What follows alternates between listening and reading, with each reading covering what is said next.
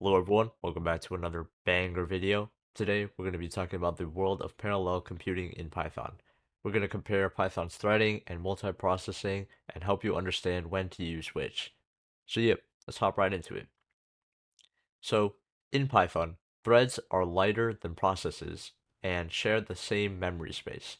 They're particularly useful when you want to handle tasks that involve IO-bound operations such as reading files or making API requests.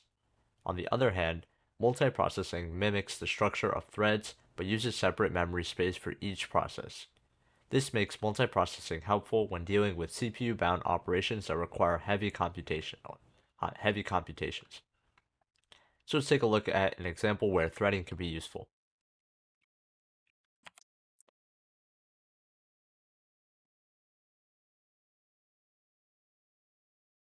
Right? So the code starts 5 threads and performs a simulated I/O task that lasts for 1 second. Notice how the total runtime is not 5 seconds, but slightly over 1 second due to the concurrent execution. Now let's examine a multiprocessing scenario.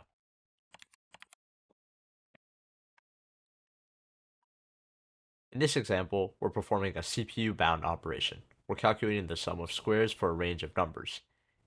When running this code, you'll notice that it's faster than a single-threaded version because it efficiently uses multiple processors. So, in general, use threads for IO-bound tasks and multiprocessing for CPU-bound tasks. This is due to Python's global interpreter lock (GIL), which prevents multiple native threads from executing Python's bytecode simultaneously in a single process.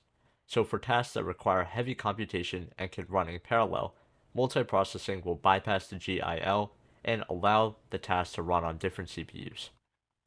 Alright, so that's going to be it for this video. If you guys enjoyed or found this helpful, drop a like, subscribe, and we're going to catch you in the next one.